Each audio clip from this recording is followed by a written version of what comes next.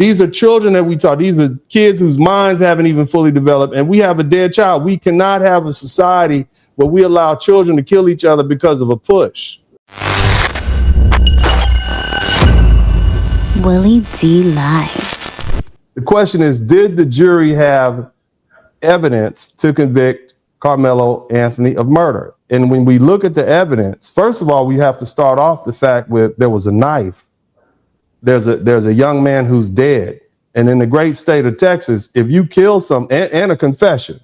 So if you kill somebody in the great state of Texas, more likely than not, you're going to go to prison. Let's just start with that. If you kill somebody, if you kill more than one person, you're going to get the capital murder and you're going to get the death penalty more likely than not. You'd be lucky to get life.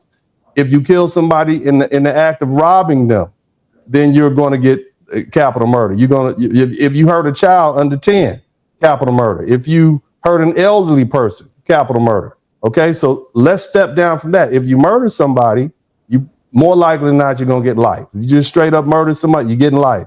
If you murder somebody and you're in the hot, passionate, or you didn't mean to do it, it was negligence, guess what? You might get manslaughter. You can get manslaughter, you can get murder. Let me run a scenario by you that happens 100, and this is where the action starts. Now you see Karmelo running off to the right, okay, running down the steps. He's taking off. You see him sprinting, getting out of there, moving along, and at some point up here, he's gonna slow down. He's getting outside the gate. There's a guy pointing out. There's people chasing him now because I guess they think he's trying to run away. And at some point, he's going to encounter the police officer, and he's going to say what he did. Now, if you have the police officers, they're pointing. You see the people behind him pointing that he did it, etc. If you have the police officer's body cam footage, you can hear Karmelo Anthony give what would be considered excited utterances, basically saying, he touched me first, okay? Currently treating the victim. Again, he's on the north end of the stadium. He put his hands on me. I told him not to. He put his hands on me. As the alleged suspect. Okay. I am. No, I'm not. I know how it goes. I'm not alleged. Okay. Watch your head. All right, see a little bit of blood on your hands there, okay? Yes, all right. So your first name is Karmelo? A-R-M-E-L-O. Okay, so you hear what he said. Well, this is what the jury heard. This is what the jury heard. The jury heard he put his hands on me. The jury heard a confession. So we have a dead body and we have a confession and we have a murder weapon. It's really difficult to get around that. Now, I'm going to play devil's advocate for a minute. We've all seen verse 48, right? What's the first thing your defense lawyer tells you to do? The first thing your defense lawyer tells you to do is to shut the hell up. There you go. Now, let's say Carmen, and look, I know people, what happened has already happened, okay?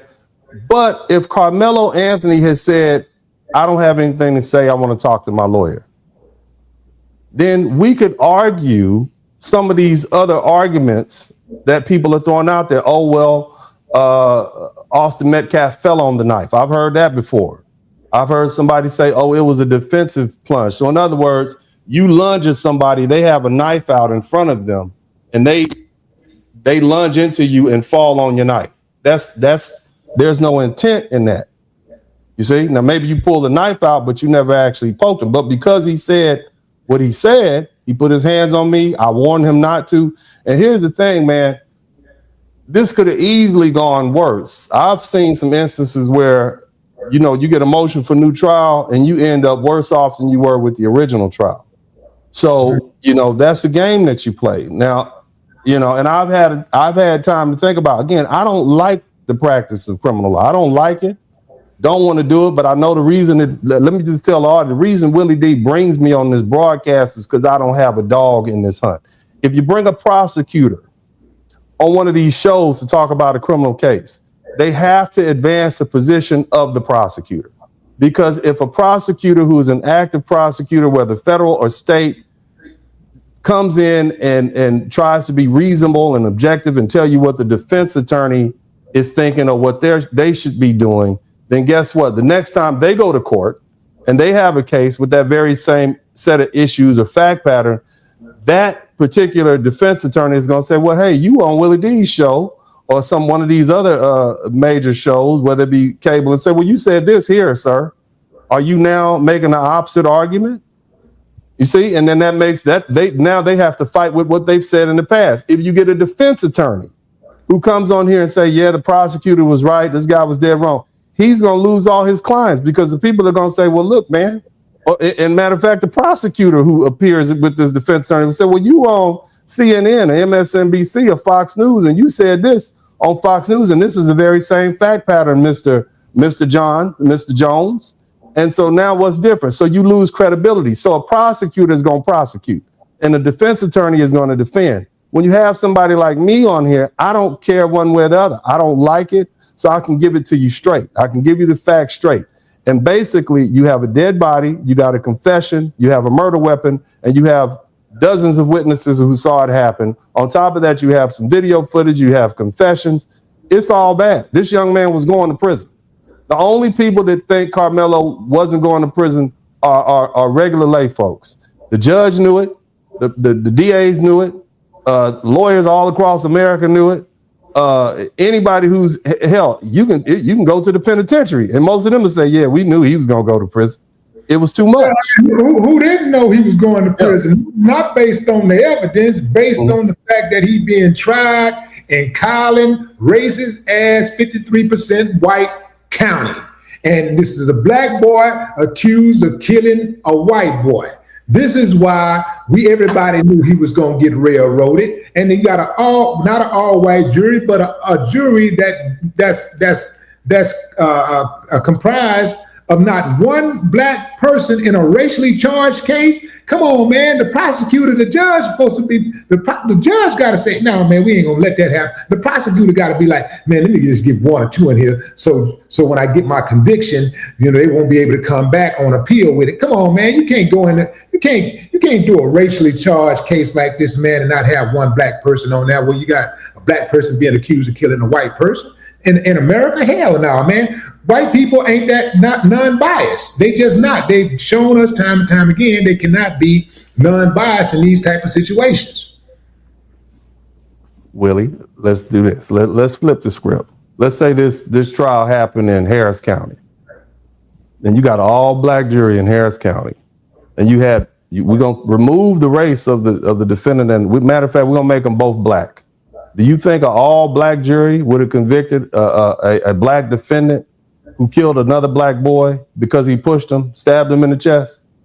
No. Here in Texas? First of all, okay, say it again. You said an all-black. If we got a black judge, this is a hypothetical because the internet, they won't hype. What if this? Okay, fine. Yeah. My position is that an all-black jury with a black judge, black prosecutor, black defense attorney, a black defendant, black victim, they would have still found this young man guilty of murder because he killed somebody. A black boy killed another black boy. You don't think it stabbed him in the chest for pushing him? You don't think that an all-black jury would find murder? I say maybe not. He got a better chance with an all-black jury. He got a much better chance of getting a fair trial with an all-black jury. My experience. So answer that, Dennis. Would he have had a better chance if he had an all-black jury as opposed to the one he had? He would still have been convicted of murder, in my opinion, based on these facts. However, I'll say this. However, the only issue was whether it was going to be murder, manslaughter, or murder where you go to jail for 35 years, or I think it was 0 to 99. An all-black jury may have said, well, he was defending himself. They may have given him the benefit of the doubt, but he was still going to go to prison. You see, that's where the racism comes in. See, he was going to get locked up that day. He was going to prison that day. The question was whether it was going to be manslaughter or murder. And you and I had this conversation. I said, I'd be surprised if he got anything less than murder. Now, again, it could have been manslaughter.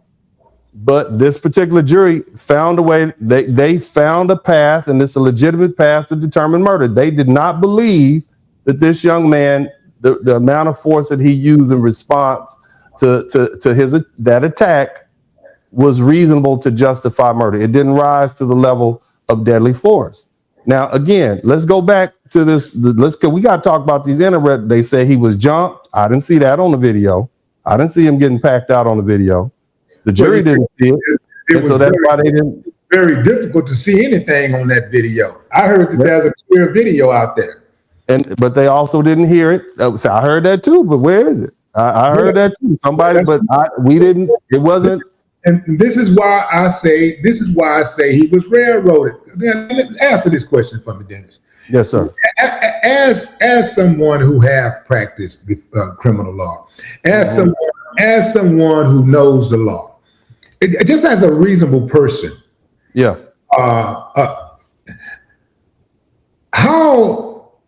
How plausible do you believe it is that you had all those kids out there and not one recorded it, when you know kids love recording drama? The moment they think something might happen, they start recording. They said that Karmelo was sitting under that tent for about 3 minutes before the altercation occurred. That means youngsters got plenty of time to pull those phones out and start recording. And we ain't got one recording? Come on, man. That's why we knew he was going to get railroaded. We ain't got one recording, bro. Not one. Ain't nobody answering that question. Nobody wants to know why. Where are those damn videos?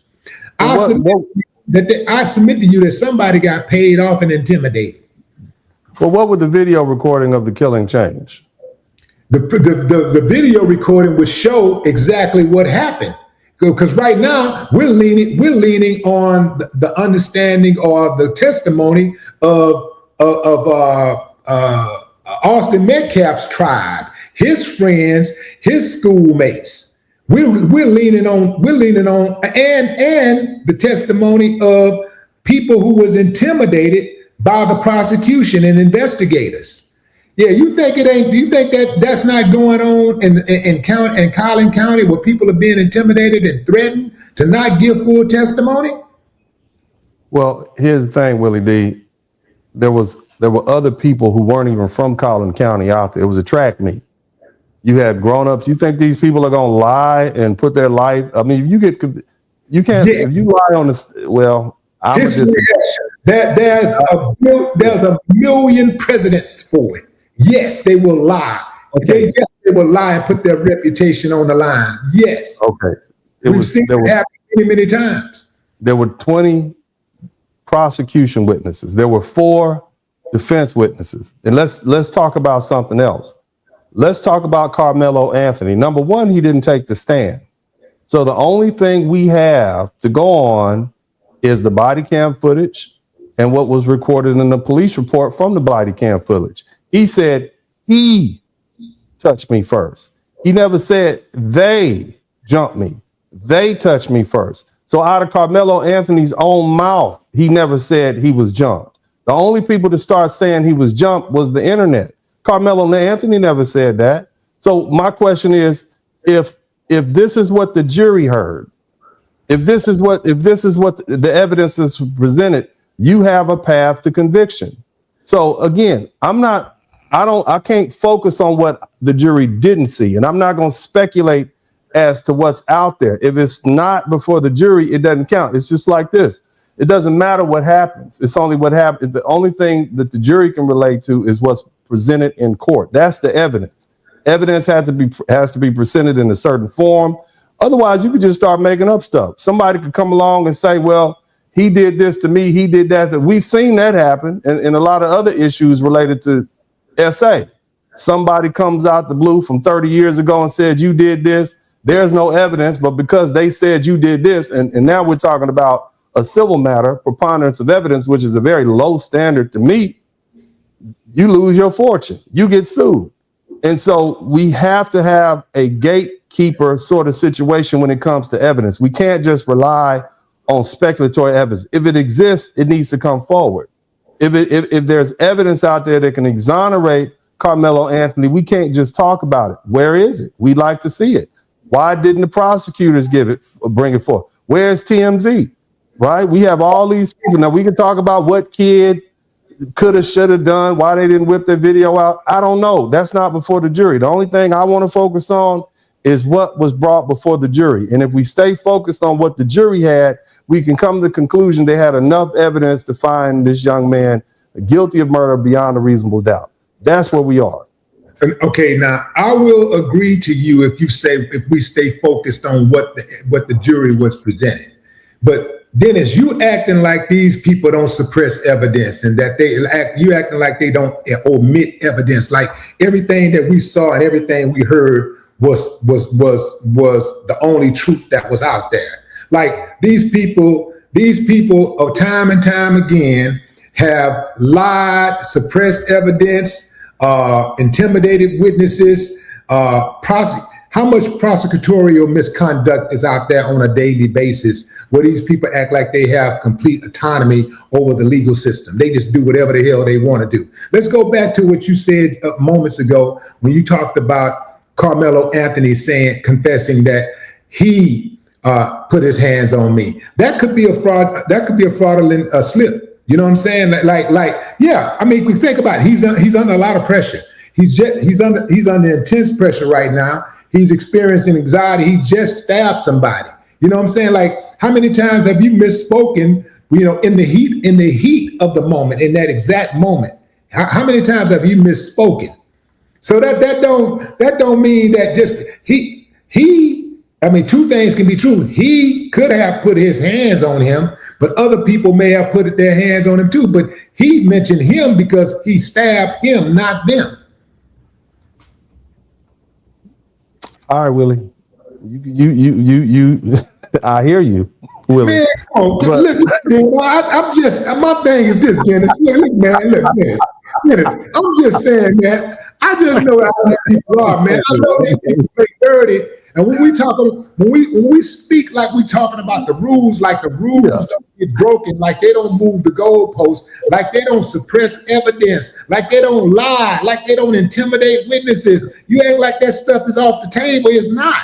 I'm not. I'm not, Willie. I'm not. And they have something called a Brady disclosure where the prosecutors are obligated to give exonerating evidence that would exonerate a defendant. They're obligated to do it. If they don't do it, it's grounds for a new trial. Okay, but do they overdo that and they never get punished? And people never get punished. They do get punished, Willie. They get punished. But what I'm saying is, man, they have an obligation to do that. But in this particular situation, you're telling me that Karmelo Anthony's statement that he put his hands on me, we shouldn't believe it.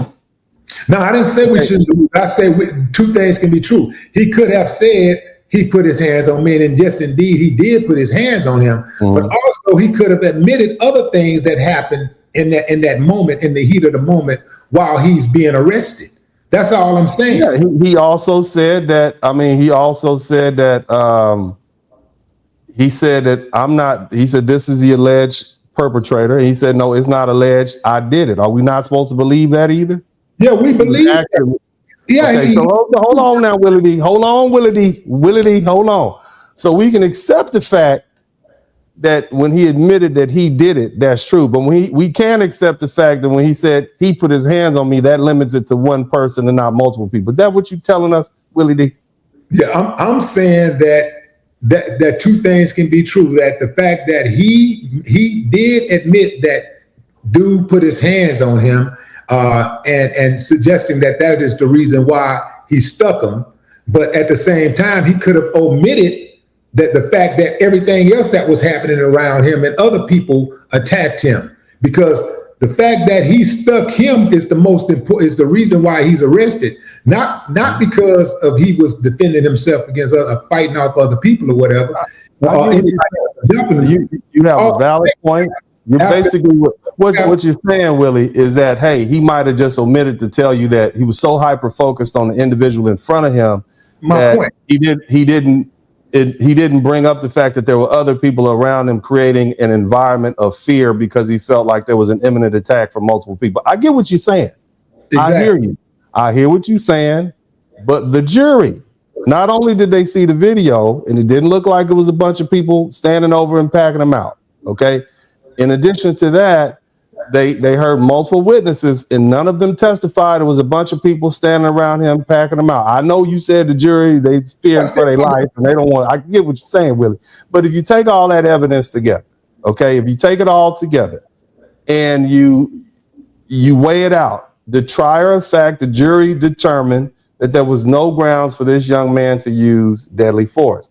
And that's why he got a murder conviction. All I'm trying to do is show you all, show the public how most lawyers, most people who've been involved in the criminal justice system figured out well ahead of time that this young man was going to prison.